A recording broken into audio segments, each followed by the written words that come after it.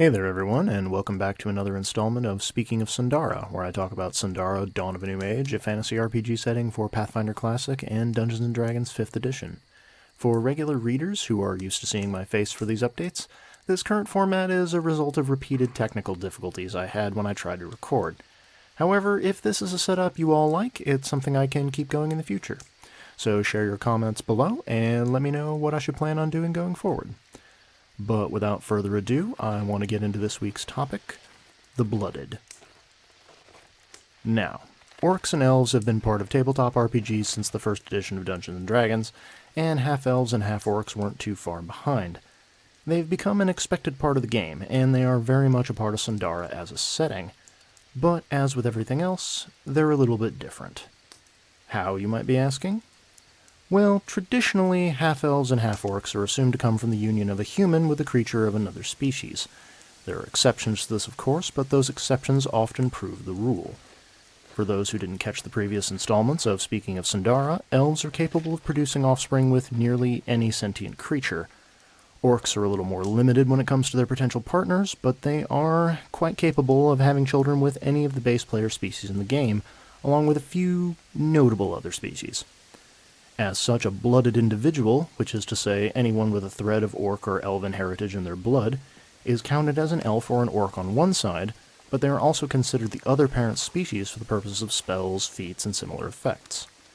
Something else to keep in mind is that blooded heritage often skips generations, possibly several at a time. This can lead to some difficult discussions between couples if they aren't aware of their own family history and their offspring possess unexpected traits or abilities. Beyond combining half-elves and half-orcs into a single category, the Blooded upend another tradition we see in a lot of RPGs. The idea that these kinds of characters simply don't, quote, fit in, unquote, with either of the cultures who gave birth to them. For example, half-elves are usually considered to be too impulsive or immature by elven societies, but they're also too other and alien for their human societies. By contrast, half-orcs are often thought of as too weak or soft by their orc kin, but they're regarded as too brutish and frightening by their human halves. In both instances, these characters of unique heritage often seek a life of adventure where they can forge their own path. While things like this can happen in Sundara, instances where the Blooded don't have a place in society are really not all that common. Individuals of mixed heritage are pretty much every day, after all, and the various elven and orcish cultures described in the Species of Sundara series are made up of all kinds of different people. Each of the previous volumes came with 5 distinct cultures, detailing their norms, philosophies, and a bit of their histories, and the Blooded expands on these offerings by providing unique terms of this heritage among the societies, explaining the roles they often fill, and attitudes one might encounter. While nothing is universal, most of the established cultures are understanding of the Blooded, recognizing the unique needs they may have and the contributions they can make to their communities. After all, these cultures are thousands of years old, and they are made up primarily of species known for their adaptability. So while it's possible that Blooded born away from orcs or elves may be seen as strange, unusual outsiders, that's almost never the case among the two wellsprings that are sort of running through these creatures.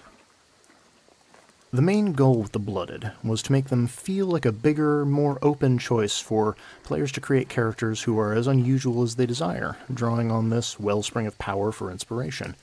It is in many ways similar to how I combined Aasimar and Tieflings into the Prim-Touched, back in Gods of Sundara. The idea was to give players as much control as they want to mix and match aspects and mechanics so that they have more options for who their characters are and what they can be and what they're capable of. This perspective is helpful when thinking about what the Blooded are and what they represent, because elves, and to a lesser extent orcs, are flexible in Sundara. They change, adapt, and take on new forms and adjust to new environments. So elven and orcish heritage should be thought of more as an unpredictable element similar to the bloodline of a sorcerer or the influence of the Outer Realms. While the Blooded are somewhat quantifiable, that doesn't mean that they are similar to one another. This goes double for those who have additional lineages from across Sundara running through their veins. It's impossible to say precisely what a combination is going to result in as far as features, abilities, and all the other things that make characters unique. In closing, that's all for this episode of Speaking of Sundara, but hopefully it's not the last we hear of the Blooded. If anything I said about them piques your curiosity, links to both the Pathfinder and the Dungeons & Dragons 5th Edition supplements should be in the video description below. Also, if you've got questions about the Blooded that I didn't answer, leave them in the comments, and I'll try to get to them as they come in. Lastly, let me know what you think of this format. Should I do more episodes of the show like this in the future, or do you miss seeing Jaeger and I on camera?